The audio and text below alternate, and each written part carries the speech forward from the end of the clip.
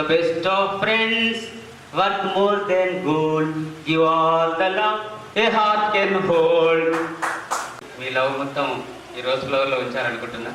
ఇప్పుడు మన నాగాశ్విన్ తీసిన సినిమాలో అప్పుడు కర్ణుడు ఆ యుగంలో, good morning my dear friends, నాకు రోజ్ ఫ్లవర్ ఇచ్చి మీ లవ్ మొత్తం ఈ రోజ్ ఫ్లవర్లో ఉంచారనుకుంటున్నా. మనం ఈ పొజిషన్లో ఉండడానికి కారణం మన అమ్మ నాన్న, తర్వాత మన గురువు. ఫ్రెండ్షిప్ డే కాబట్టి స్నేహం యొక్క వాల్యూ మనం తెలుసుకోవాలి, మన పిల్లలకు కూడా తెలియజేయాలి. ఈ స్నేహం అనే ఒక గొప్ప వరాన్ని మన పూర్వీకులే మనకు అందించారు. ఇది ఒక సాంప్రదాయం, కస్టమ్స్ అండ్ ట్రెడిషన్స్. మన మహాభారతం చూసుకున్నా, మన రామాయణం చూసుకున్నా ఈ ఫ్రెండ్షిప్ గురించి మనకు తెలియజేస్తుంది. ఇప్పుడే వచ్చిన మన కల్కి సినిమా చూసినా కానీ దాంట్లో మనం కర్ణుడి పాత్ర తీసుకుంటే, మహాభారతాన్ని తీసుకుంటే కర్ణుడు వాళ్ళ అమ్మకు ఆ కర్ణుడిని పెంచే అవకాశం లేకపోవడం వల్ల ఎలాగో పెరుగుతాడు. కర్ణుడికి చాలా గొప్ప లక్షణాలు, గొప్పోడు, ప్రపంచంలోనే చాలా గొప్ప వ్యక్తి, కవచకుండలాలతో పుట్టిన వ్యక్తి కర్ణుడు. కానీ కర్ణుడు మరి అలా కావడానికి కారణం, కర్ణుడికి బ్యాడ్ నేమ్ రావడానికి కారణం ఒక చెడు స్నేహం. ఎప్పుడైతే దుర్యోధనుడు అనే చెడు స్నేహం చేశాడో అప్పటికి కర్ణుడికి బ్యాడ్ నేమ్ వచ్చేసింది. మన మహాభారతం ఏం తెలుస్తుందంటే చెడు స్నేహం చేయొద్దని చెప్తుంది. చెడు స్నేహం చేస్తే పర్యావసనం, మంచి గొప్ప వ్యక్తి అయిన కర్ణుడు చివరికి అన్నీ కోల్పోతాడు, బ్యాడ్ నేమ్ తెచ్చుకుంటాడు.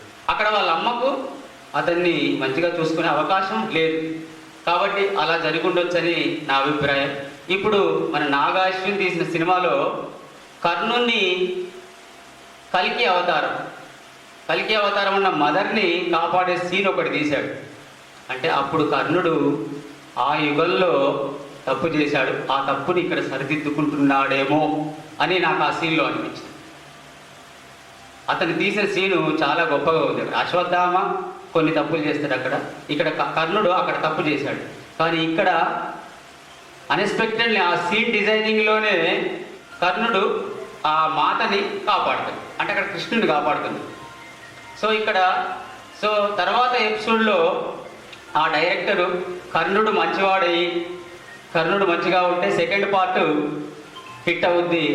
అంటే ఇక్కడ మంచి లక్షణాలు ఉన్న వ్యక్తిని మళ్ళీ అప్పుడు చెడు లక్షణాలతో కోల్పోయిన వాడు ఇక్కడ మంచి లక్షణాలతో ఉంటే అతను మోక్షం పొందే అవకాశం ఉంటుంది.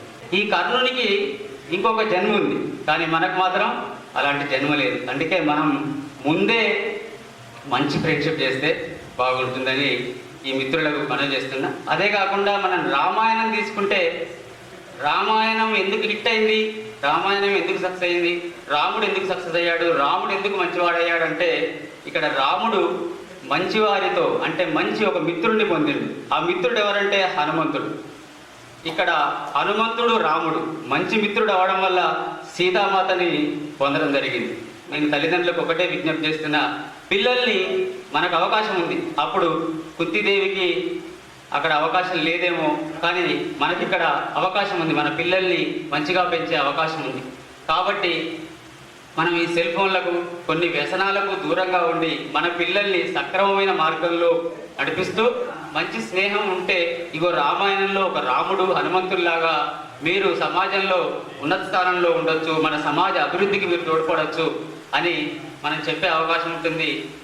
A friend in need is a friend in deed అంటారు.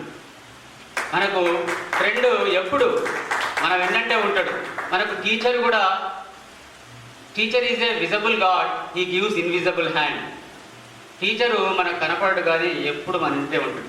అట్లే కూడా ఈ సమాజంలో ఒక ఫ్రెండ్షిప్ ఉంది. మన అమ్మ నాన్న ఈ కుటుంబ బంధాలతో పాటు ఈ ఫ్రెండ్షిప్ అనేది ఒక వరం. ఈ వరాన్ని ఉపయోగించుకొని మనం అభివృద్ధిలోకి వెళ్ళాలి. ఎప్పుడైనా ఒక పోయం ఉంది, the best of friends can change a frown into a smile when you feel down. The best of friends will understand your little traits and lend a hand. The best of friends will always share your secret dreams because they care. The best of friends worth more than gold, give all the love A heart can hold. ఫ్రెండ్కి ఒక్కడికే మనం ఎప్పుడైనా కష్టాల్లో ఉన్నప్పుడు friend మనల్ని హ్యాపీగా స్మైల్గా వస్తాడు. Friend ఒక్కడికే మన డ్రీమ్స్ తెలుస్తాయి. ఆ డ్రీమ్స్ తెలిస్తే వాడు మనకి ఏదో ఒక రకంగా హెల్ప్ చేస్తాడు. సో మన లిటిల్ ట్రైల్స్, చిన్న చిన్న సమస్యలు మనకు తెలుస్తుంటాయి. మనకు గణేష్ గారు మాట్లాడినా, పద్మకుమారు, రాజు, ఎవడు, మన నరేందర్, సుభాష్ ఎవరు మాట్లాడినా మనం ఒకసారి ఈ ఆర్గనైజేషన్లో నాకు చాలా తెలిసింది. ఎవడి పరిస్థితులు ఎలా ఉన్నాయి, ఎవడు ఎలా మాట్లాడతాడు, ఎవరి పొజిషన్ ఎట్లుంది, వాడి మనసు అంతర్గత ఆలోచనలు కూడా కలవాలని ఉంది మనతో. కానీ కొన్ని అవకాశాలు సహకరించకపోవడం, వాడు ఇక్కడికి వద్దామా రావాలని ఉంది, కానీ కొన్ని ఫైనాన్షియల్ బర్డెన్స్ ఉంటాయి, ఏదో ఉంటుంది. కానీ నేను అందుకే ప్రతిసారి వాట్సాప్ గ్రూపులో మెసేజ్ పెట్టా, అందరు రావాలి. ఎందుకంటే ఇప్పుడు వచ్చాం, ఇప్పటి నుంచి అయినా మనం ఏదో ఒకటి మన ఫ్రెండ్స్ అనేది 10th క్లాస్ ఫ్రెండ్స్, అప్పుడు ఫ్రెండ్స్ వండర్ఫుల్ ఫ్రెండ్స్. మా కల్మషం లేదు. ఎందుకంటే వాళ్ళ దగ్గర సెల్ ఫోన్ లేవు, ఏమీ లేవు, నెంబర్ కూడా లేదు. మనకు జాబ్ వచ్చేదాకా ఒక సెల్ ఫోన్ లేదు.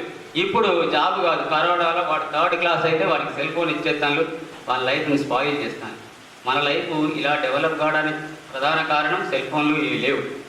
సో నేను చెప్పేది ఏంటంటే మంచి స్నేహం, మనం ఇప్పటి నుంచి మంచి స్నేహం చేద్దాం, ఒకరికొకరు ఆసరాగా ఉందాం. మనకు దేవుడు ఎంతో కొంత ఇచ్చింది, ఏది ఇచ్చినా అది మన మంచిగా అనుకోవాలి.